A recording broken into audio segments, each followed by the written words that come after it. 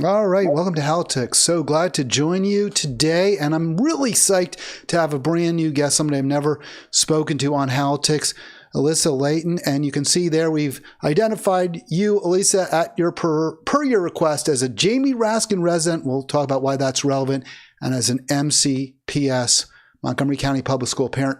Elissa, first of all, thanks so much for joining me today. You're welcome. Thanks for having me.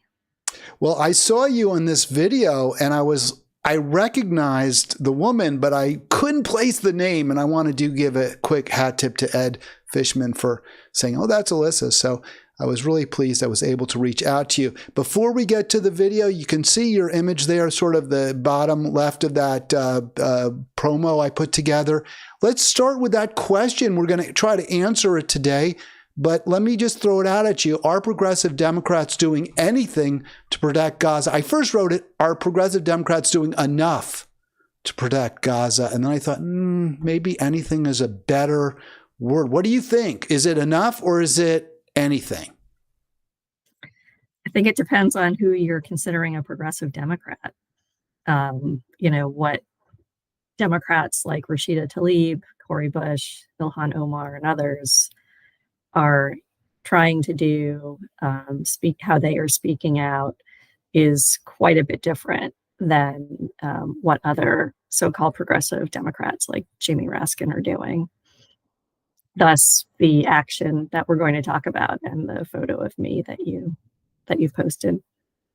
How serious is the situation right now in Gaza, in Palestine? It's not just Gaza that's under attack by Israel. It's the West Bank.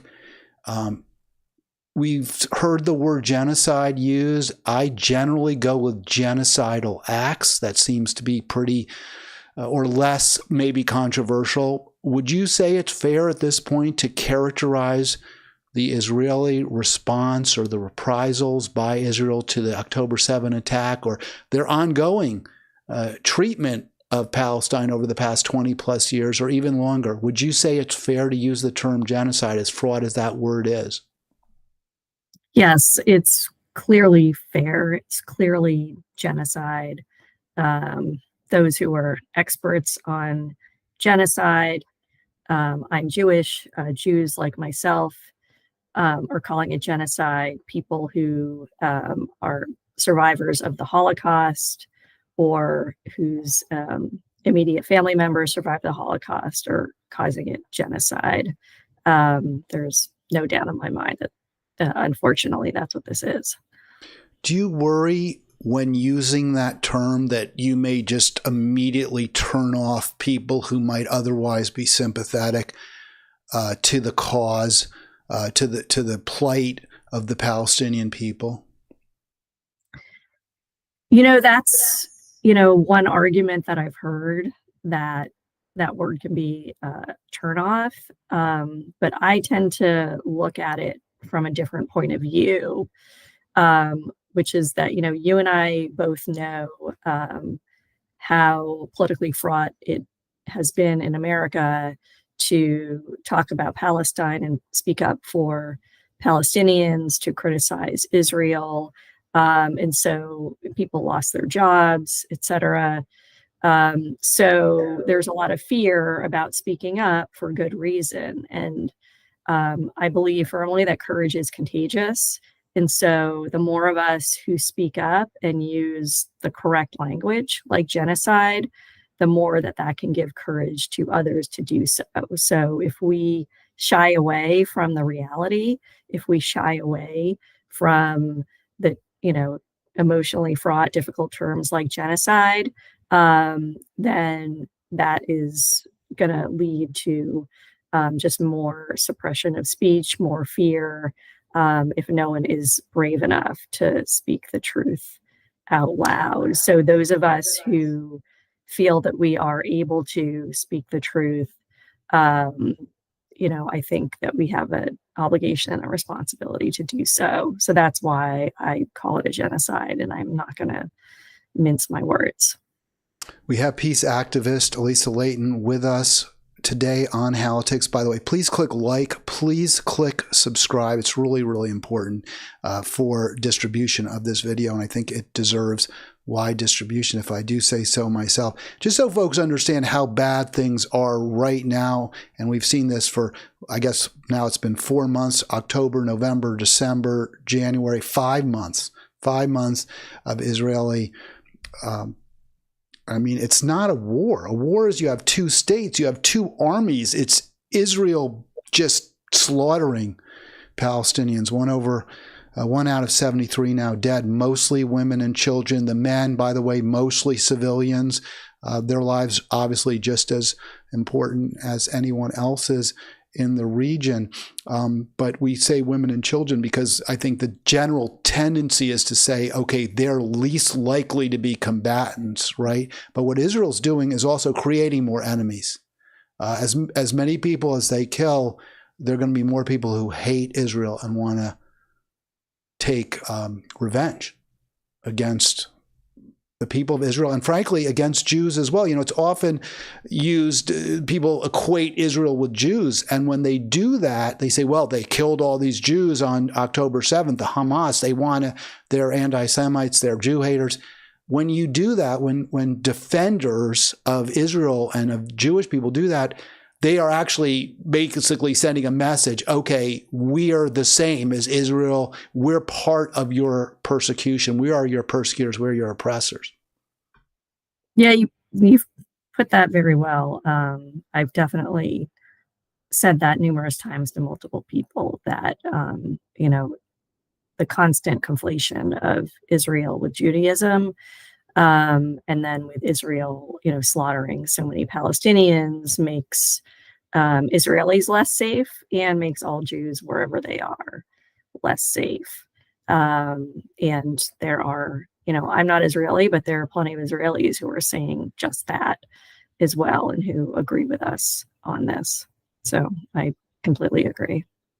You can see from that headline just in the past couple of days, Israel's saying they weren't the ones who were shooting, but I don't know who else would have been. A very large number of starving Gazans gathering for food, and at some point, Israeli soldiers started shooting on them. I think they did admit they were the gunmen, but they claimed that they had to because there was an angry, hungry mob that was putting them in danger. Well, why were they hungry? Why were they angry? I think we all know the answer to that. And this wasn't, by the way, Elissa, I just want to point out, this was just a couple days ago. This was after the Jamie Raskin event on Friday.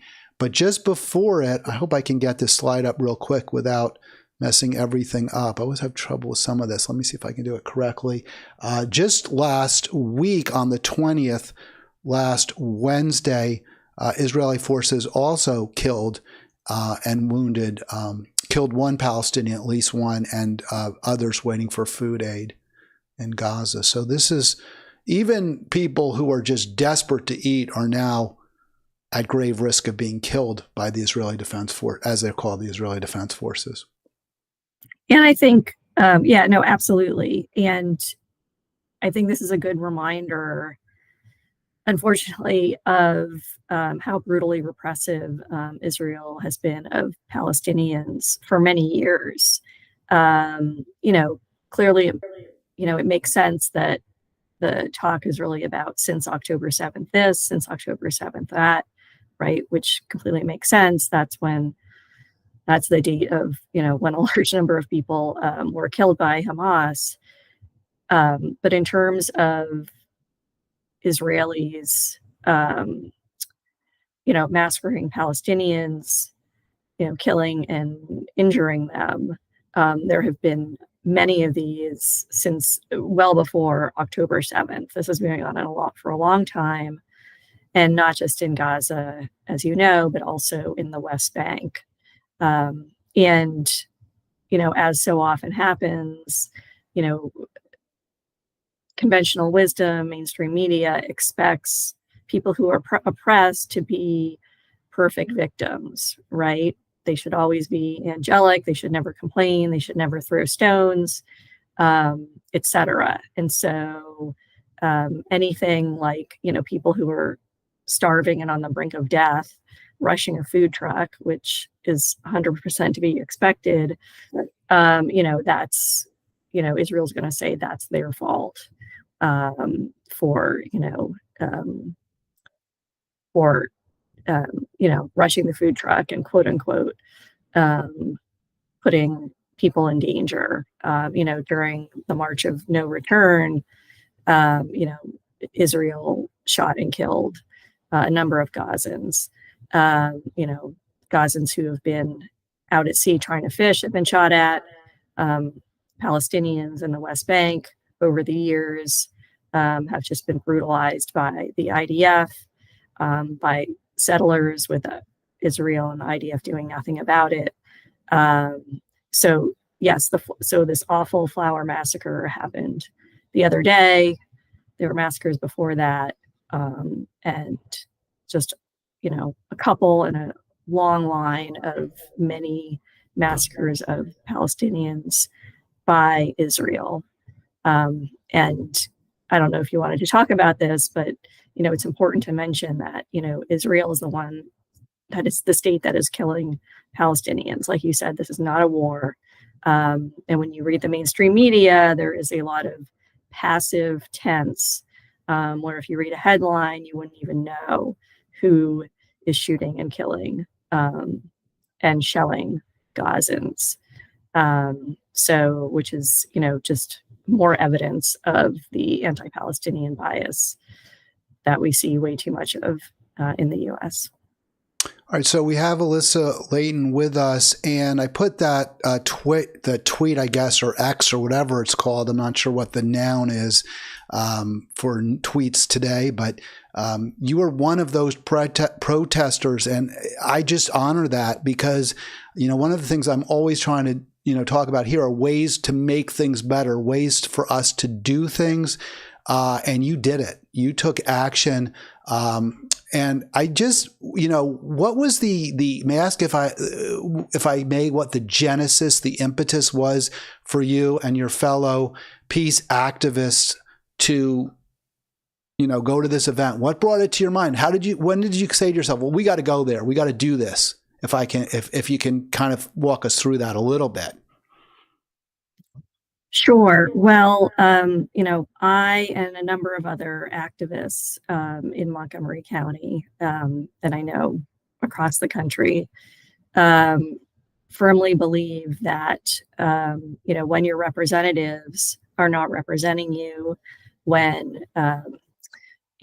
calls, emails, meetings with them lead to no change, then the only way to get change is by public action and calling them out publicly. That's why we've seen a number of people protesting President Biden at a number of his events.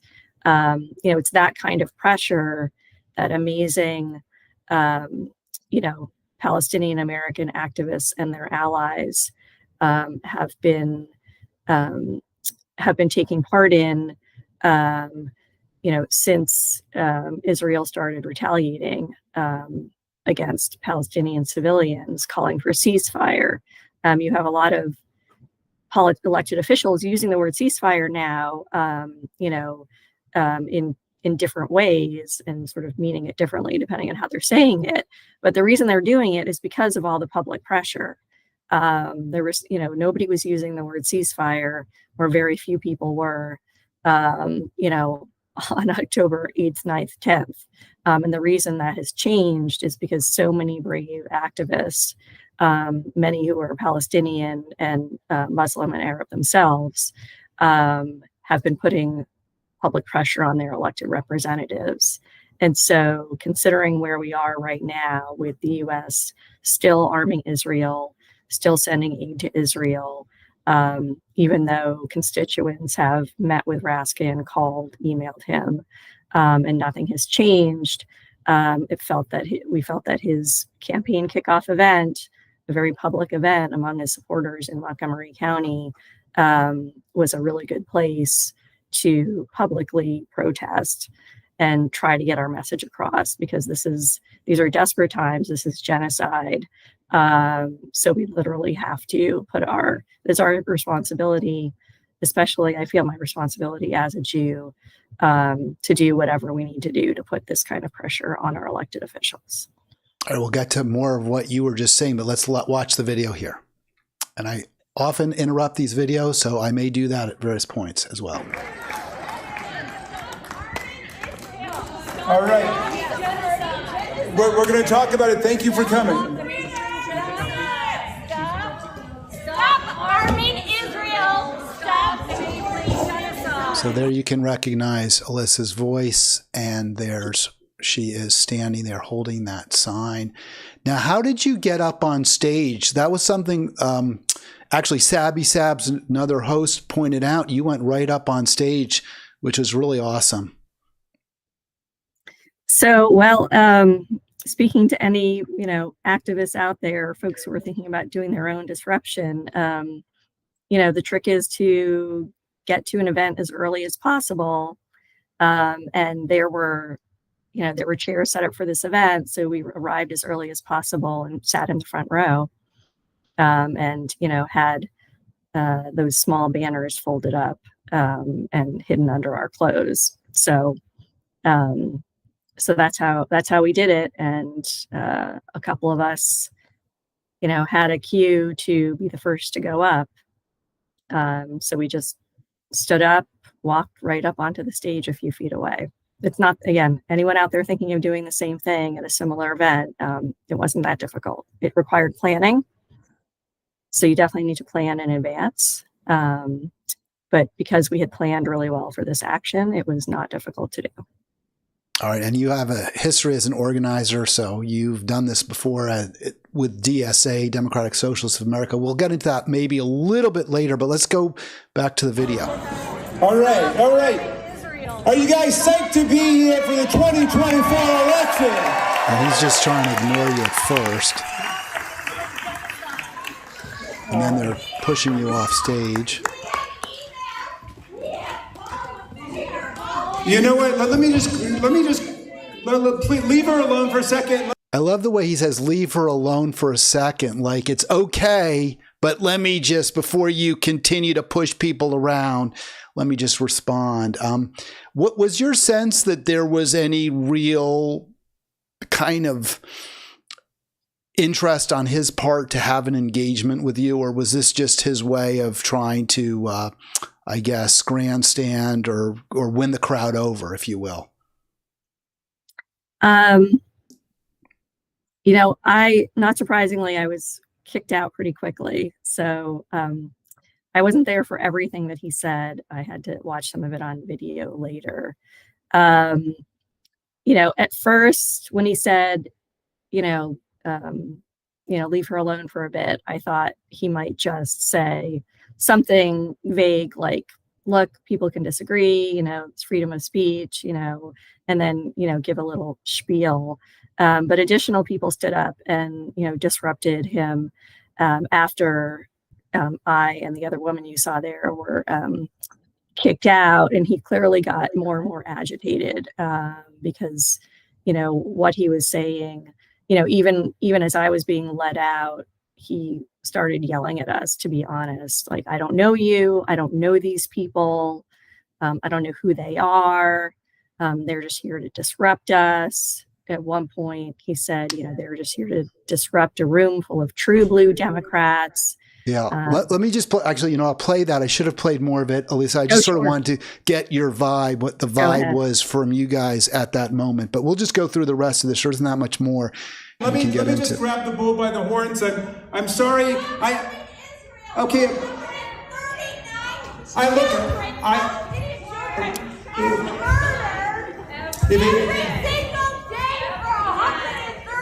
Do you think you're the only person who cares about people in Gaza and people in Israel? You think you're the only one? Okay, we've heard what you have to say. Okay. We've heard what you have to say. Let me say this. You obviously have no idea what I've been doing in the Congress of the United States. You obviously have no idea. Let me start with that. Number two. All right. So, yeah, there it is. So let's really kind of want to parse this. and people who watch my live stream know he's by my least favorite congressman. Well, he's also my congress member, so he'd have to be my least favorite, but I won't say he's my favorite. I just find him to be extremely arrogant and self-righteous and sanctimonious, which I think all comes across very obviously in that video. But with respect, I mean, unless you want, I'm sorry, did you want to comment on my obnoxious editorializing, Elissa? No, I don't think I need to comment on that. But after I don't know if you wanted to play additional clips of him, but after the clip that you just played, when there were other folks disrupting, again, like that's the only one I have. I actually don't have other clips, or I would have been happy to play them, but I'd rather focus on you. At one point, to another one of my fellow protesters, he said, "Are you with an organized group, or are you just disorganized? I don't know these people. You're just here to disrupt a room full of true blue Democrats. You're a part of the problem, you're not the solution, part of the solution." So he clearly was angry with us at the disruption, and yelled a whole bunch of things at us. So it's kind of ironic for this guy who's always championing democracy and banging on Trump, and with reason. I'm not saying he doesn't have a legitimate point, but he's certainly not interested in having a diverse viewpoints shared and expressed and hashed out in a public event. He's only interested in promoting himself and his peculiar brand of democracy, if I might say. He said, there were a lot there. I want some of his words. He said, "I don't know you." And I was wondering about that, because you're a pretty well-known activist and advocate for peace, Elissa. But that's true? You told me off air he does not know you. Is that correct? Correct. He doesn't know me personally, but he knows some of the other people that were there disrupting us that night, including one of the co-organizers of this protest, who volunteered for his first campaign, his first U.S. House race, and others who have met with him. So he definitely. So was he being disingenuous? I mean, do you think it's hard to know because you're wearing masks? I mean, and it seems like such a stupid thing for him to say. Why would he? What is that relevance? I don't know you, but.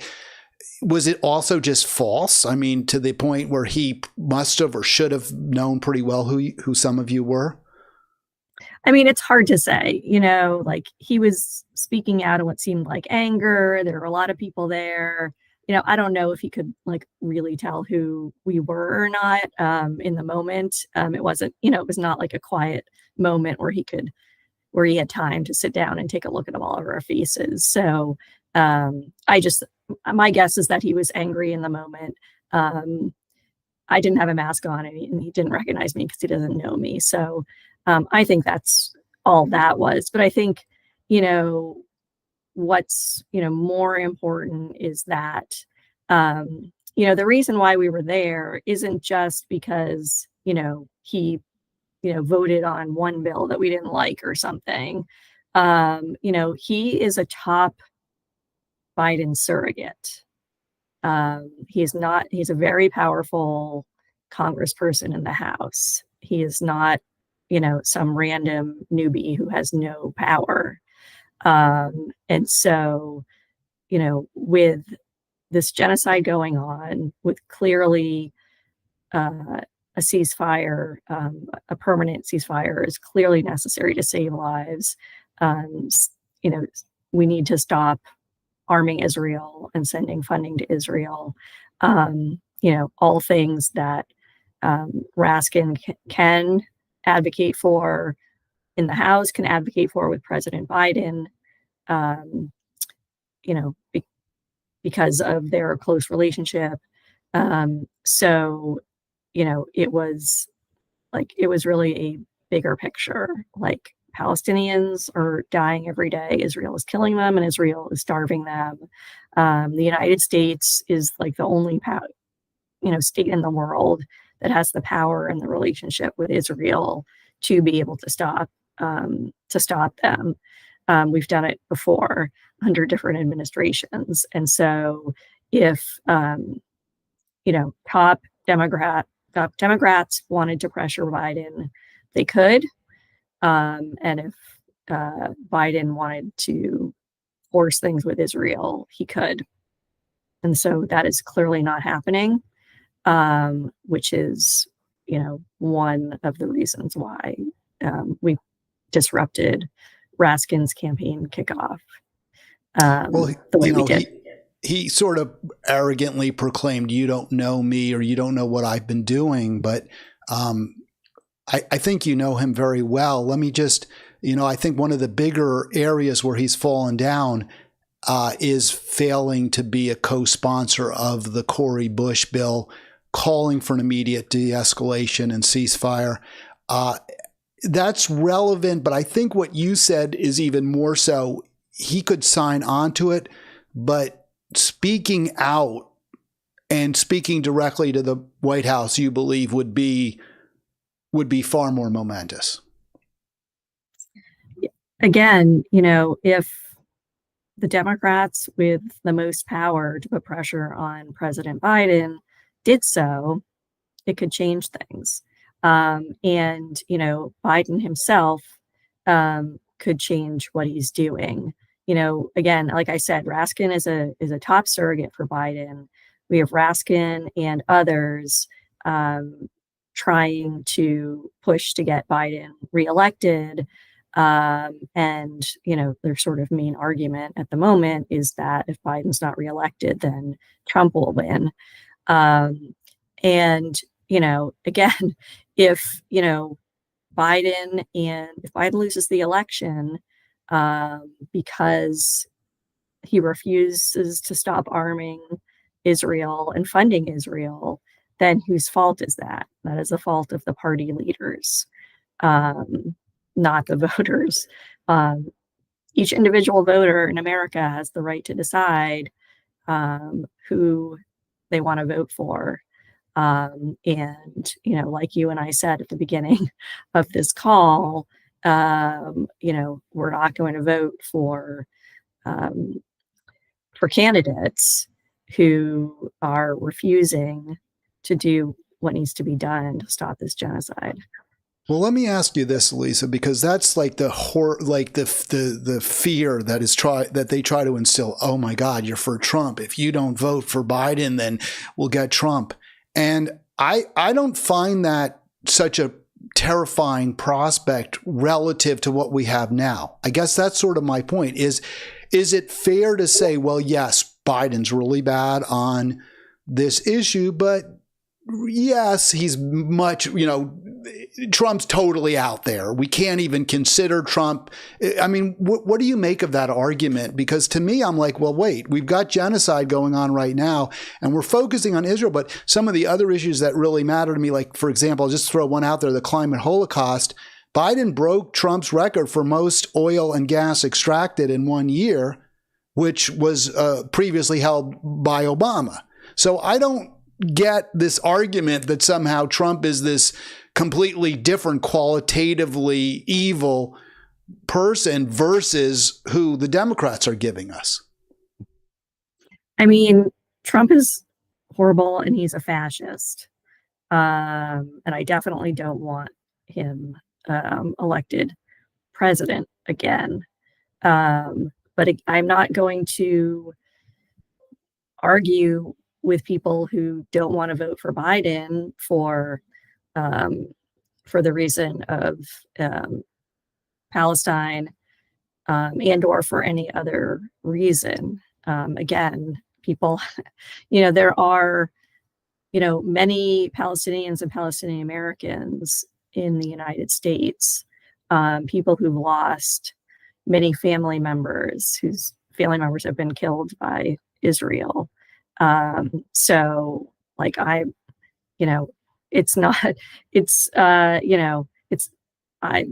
think it would be completely inappropriate for me to say, or for anyone to say, well, you need to vote for Biden because of Trump. It's the job of Biden and the Democratic Party to act in a humane manner, and to lead as, the world superpower, so that people want to vote for them. We see the failure of most, not all, but most House Democrats to really take on, to challenge the pro-Israel lobby. And so I went to Open Secrets. I wanted to look at this just a little bit. Do you think that it's just the money? I mean, is that really the factor here? And I'm going to give a couple of, I want to show the top 10. The top 10 recipients, according to Open Secrets, of largesse, if you will, from what they call the pro-Israel lobby. And I don't really, to be fair, I'm not fully aware of how this is done, but this is for, I think, the past, how they figure out what money comes from the pro-Israel lobby. And I think, I'm not sure, is Menendez even still in Congress? They could be people who aren't in Congress, but of the top 10, 8 are Democrats. So again, this goes to my argument that the Democrats really aren't better or are almost as bad or just as bad, or the Republicans aren't much worse. Is this why? Is this the problem? Is that big money has corrupted the system to this point where they will not take on genocide? I mean, we know that big money from any industry, any sector is a huge problem in politics. Whether it's oil and gas companies, whether it's telecom, whether it's the Israel lobby. So where where elected officials' donations come from does matter. This has been proven. And Jamie Raskin, goes to AIPAC every year. He's spoken at AIPAC before. It's a very right wing PAC. So I don't think it's any big secret, where he stands on those issues. However, you can see there, just let me cut you off. He's got almost 200K. He's in the top probably 15% of those who get the most money. There's over 1,000 names on this list. And you can see he's surrounded by such luminaries as Liz Cheney, other lovers of democracy, Henry Cuellar, Jim Clyburn. So a lot of really great people, Frank Pallone, are right there with him in that list. Yeah. And when I see that, I see Katie Porter there. I'm like, is it really worth it the way they're many progressive organizations? Well, they're more focused on Barbara Lee. So I give them credit. Barbara Lee is probably a little better than Porter and certainly much better than Schiff in the California U.S. Senate primary there. But in the end, this is kind of showing this list, and the number one, the lowest number on there is Ayanna Pressley. She only got $5 in this list. So maybe there's some who got 0, but she only got 5. And I honor that. But I go back to Elissa, the first list, which had Hakeem Jeffries as number 10, and every single House Democrat voted for him to be the leader of the party and actually to be speaker when there was an opportunity to do that. So, I mean, isn't it a little bit all fake and performative? Oh, I don't take AIPAC money or I give it back, but fine. But you vote for the guy who gets the most money from AIPAC, and maybe you take money from some other organization that people aren't going to think about as in your district, or the progressive won't get as upset about, but it's just money being thrown around to corrupt votes. Yeah, lovely democratic process that we have, democratic system that we have here, isn't it? I mean, I to be honest, like I personally, don't spend too much time, thinking about national politics. I try to spend more time focusing on local, except obviously when you have issues like this of genocide and the United States complicity in it, in terms of administrations, Democratic and Republican alike, arming and funding Israel, which, again, was one of our demands to Raskin, that we absolutely stop arming Israel and stop funding it. But, if I could bring it back just a moment to, local issues and why those are so important. in addition to, being a global issue, Palestine is a local issue as well. There are Palestinians and Palestinian Americans who live all across America, right? And so, there has been a lot of repression and violence against Palestinians in this country, including here in Montgomery County. In our public schools, MCPS, there's been quite a bit of anti-Palestinian repression.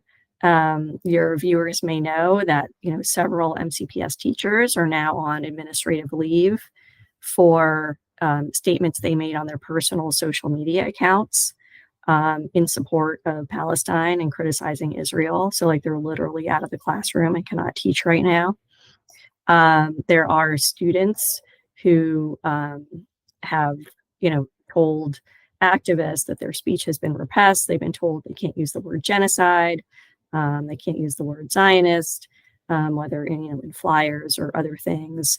And they are seeing what's happening across the country.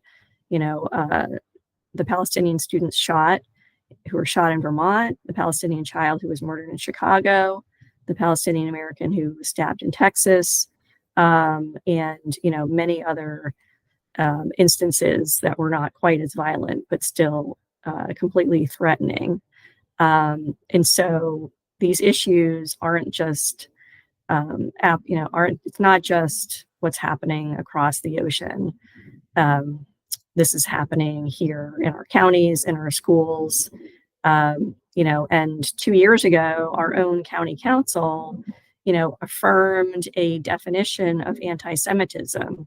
Again, they put this on the record in Montgomery County, which conflates criticism of Israel with anti-Semitism.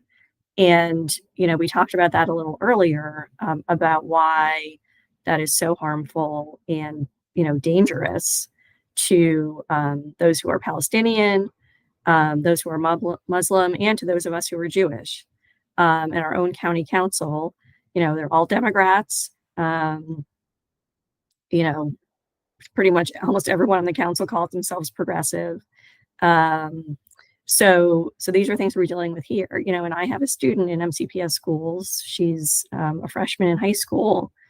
And, and so, she and her fellow students who are also against this genocide and would like to support Palestinians here in the US and Gazans and those in the West Bank and Israel have to be worried about how the administration is going to react if they say something in school, how they'll be treated by their teachers or other students.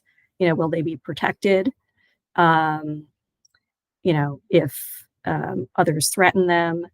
And so this is also a local issue. It's not just an issue that affects people in other countries. And I think that's really important for folks to hear and understand. And those who can, to please have the courage to speak up and join those of us who want to make sure that our teachers, staff, and students are protected from threats and hate speech, just like every other group should be as well. Can you give some guidance how people can do that, can join you? Because I actually said off air, I want to join you next time there's a protest against Raskin or other Congress members or politicians who are supporting Israel's genocidal acts. Yeah, there are groups who are very active in supporting Palestine and Palestinians right now. Democratic Socialists of America is one. You can reach out to your local branch or chapter. There are several in Maryland and the DMV. There's DMV dissenters and quite a few others. And there's Maryland for Palestine as well. All who are doing lots of great work and doing all they can. Also, I want to mention another thing that people can do. I'm sure your subscribers know about Michigan, where over 100,000 people voted uncommitted in the Democratic primary to send a message to Biden specifically about his continued funding and arming of Israel and perpetrating of this genocide against the Palestinian people. And I didn't know this myself until very recently, but Maryland has an uncommitted option as well. And our Democratic primary in Maryland is on May 14th.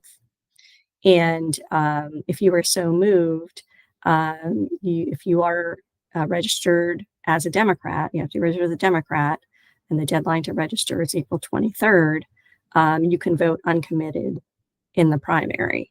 Now, that is not a vote for Trump or any other Republicans. So if that's an issue for you, please know that that's not what that does. So there you go. Uncommitted is an option in Maryland, and I just learned this myself. And so that's a way to send a message. And if, in Michigan, because so many people voted uncommitted, some of the delegates that are going to go to the Democratic National Convention will be those for uncommitted. So there are uncommitted delegates now eligible to go. And so in Maryland, if enough of us do the same, we'll be able to send uncommitted delegates.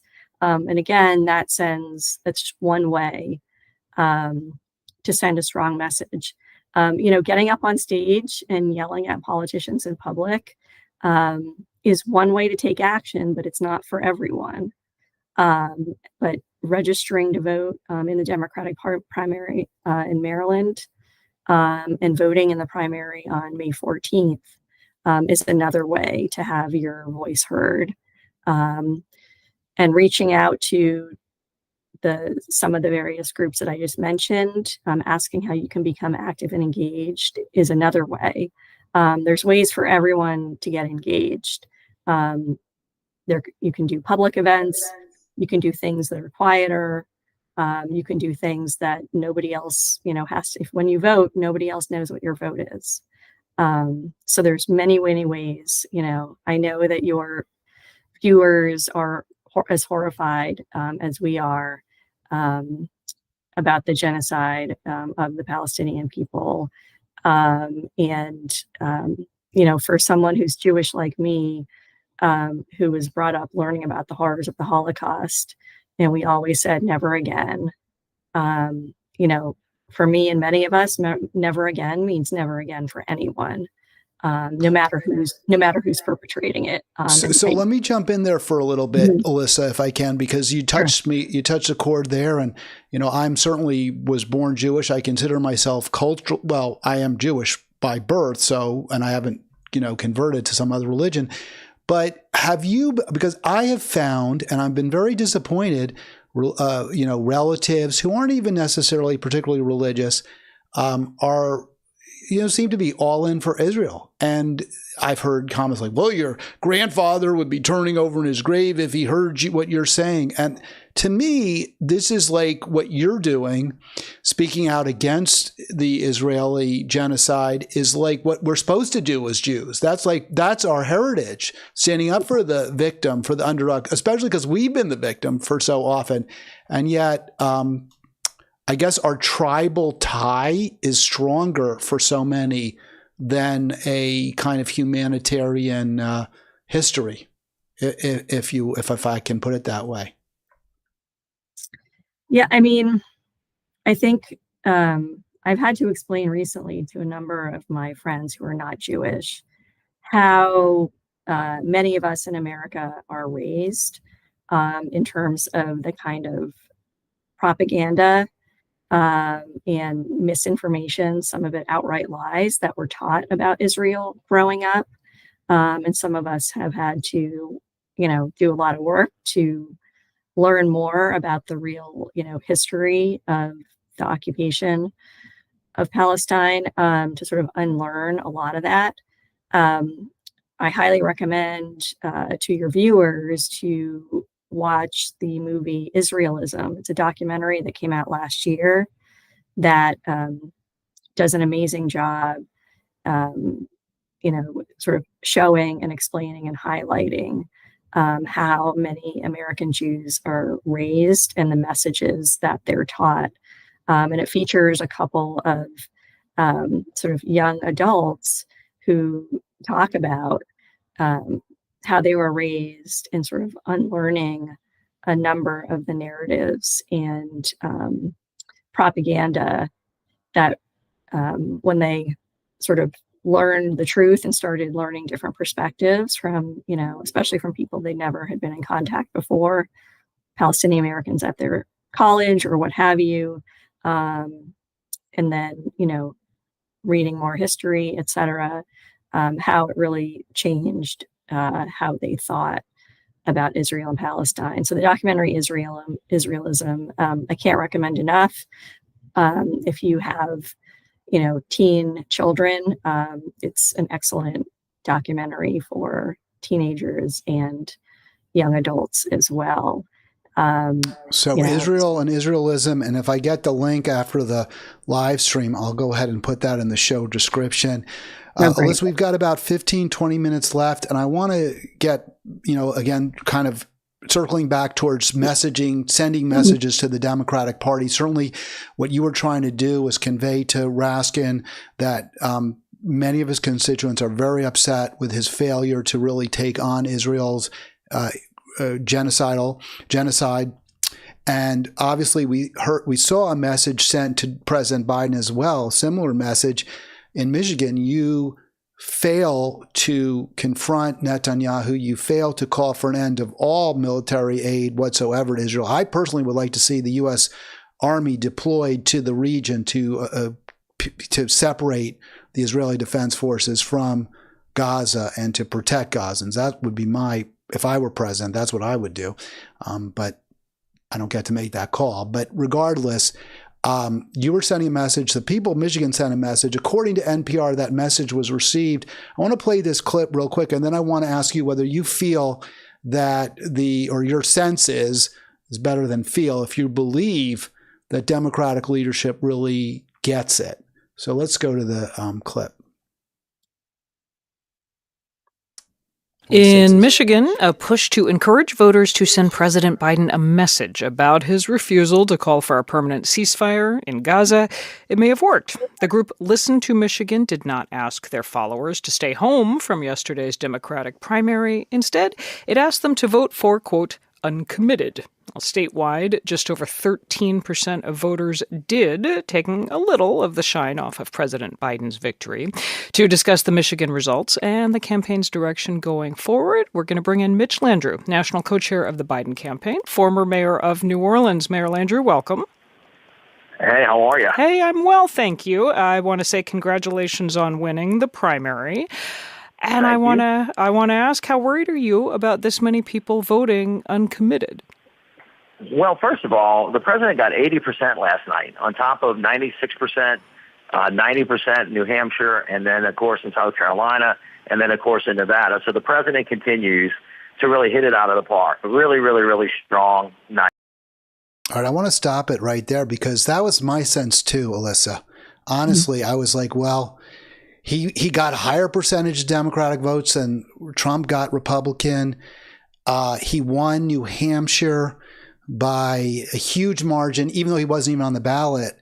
So I hate to be negative about this, but my feeling is yes, for you, for me, for the people, for the Arab American community in Michigan, this is an incredibly important issue. But I'm just not persuaded. Tell me if I'm wrong. I hope I'm wrong. That it's enough of an issue that it's going to change the way Democrats act. I mean, when you have such an entrenched, such a powerful system, it is hard to enact major change quickly. But it takes sustained pressure from multiple angles in order to make change. When Frederick Douglass said, power concedes nothing without a demand, and it never will, that is eternally true. Like I said before, the reason that so many politicians are talking about ceasefire now is because of pressure that the public put on them. If everyone had been silent, except for a small handful of really amazing people in our highest legislative bodies, everyone else would have just been going along with what the Biden administration is doing. And so the fact that the Biden campaign felt that it had to publicly acknowledge the uncommitted votes, the fact that a national outlet like NPR and others are talking about the uncommitted votes means that it had an impact. If there was no impact, they wouldn't even be saying anything because they wouldn't want to pay attention to it. So when you have he's an incumbent president. So of course, he's going to get a very high percentage of votes in the primary. That's how things currently work here. So to have enough people vote uncommitted that your campaign chairperson has to get on a national media outlet and talk about how many votes he did get and try to downplay it means that it had an effect. And so those activists who organized getting out the uncommitted vote in Michigan should be commended because that's amazing Oh, work. I'm not saying that. I'm just saying I know. I'm worried that, I know the bar was set very low at 10,000 votes, and that's what organizers of Uncommitted said, we need 10,000. And I thought automatically, well, that means that they're probably going to get a lot more because they want to say we exceeded our target.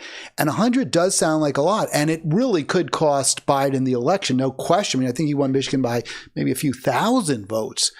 Or certainly Clinton lost it by a few thousand votes back in 2016. But let me just play a little more. But I guess I'm just saying I guess with the Democrat Party, I think a lot of times they'd rather lose than change. They'd rather, lose with Hillary than win with Bernie. And I think that may be what we're seeing here as well. There's no doubt that there's some folks in Michigan that wanted to send the president a message. He's received that message many, many times. He actually sent a team of high-ranking officials out to, of course, Michigan to talk to folks about the very difficult issue that the president and the United States is confronting in the war between Israel and Gaza. So that message has been received. The president actually thinks that people ought to voice their opinion. But last night, he got 80% of the vote. Yeah, but just to be clear, forgive me, but the 13% who voted uncommitted, that translates to more than 100,000 people. It's not a small number in a swing state that may well be tight in November. Well, let me say there is no small number in an election that's going to be, razor thin close. So I'll just stop there because I don't want to waste what little time we still have that I have with you, Elissa, with some flack from the, who's just going to mouth a bunch of platitudes. But, he can say we're listening, he can say we hear it, but unless there's an actual modification of behavior, to me, it's meaningless. Is there any way to really get the Democratic Party to change unless they're threatened with losing elections? And even then, does it work? Because they get $1 million parachutes when they leave office if they continue to do the bidding of the healthcare industry or the military industrial complex or what have you. So, you bring up good points. Again, I'll reiterate that, especially at the federal level, change isn't going to happen quickly. It's going to take sustained organizing for a long time to make major change at the national level. And again, it takes change from many different angles. So, just having some folks vote uncommitted isn't going to be enough. It takes all sorts of pressure, again, from many angles. This is also where I'll put in another plug to everyone watching to get involved in local politics as well. Our system in our society and our mainstream media, likes to turn the presidential and the major elections, national elections, into basically entertainment for us to tune into every 4 years. But what we do locally is extremely important. The national leaders like Jamie Raskin started somewhere. He was in the Maryland state legislature before he was a U.S. congressperson. And so who we're voting into office at the state level matters, and who we're voting into office at the local level matters, and the kinds of legislation that get passed at the local and state level matter. So if we can organize to shut down some of this, pretty terrible legislation, and making sure that good, real progressive candidates are elected at the local level, it takes time, but that really affects who ends up being leaders nationally. And it's, I think it behooves all of us to make sure we know what's going on, both in our municipalities, with both candidates and with the bills that are being passed, and how, for example, our school system is treating teachers, students, and staff, as well as at the state level. And so getting plugged in there is really, really important. There are amazing folks and organizations in Montgomery County and in Maryland doing this kind of work. One of the nice things about doing local work is sometimes it can take a lot less pressure to move things, because it's not like trying to move, a sitting U.S. president, which can be much more difficult for obvious reasons. And so, one of the reasons why I have hope is because of the people I organize with locally, and the work that I see individuals and organizations doing at the Montgomery County and at the Maryland level. And I see what a difference it can make. And so that helps me have hope. If I only focused on national politics, I might be completely in despair right now and feeling like there's nothing at all that I can do. But, all of us, there's always something we can do.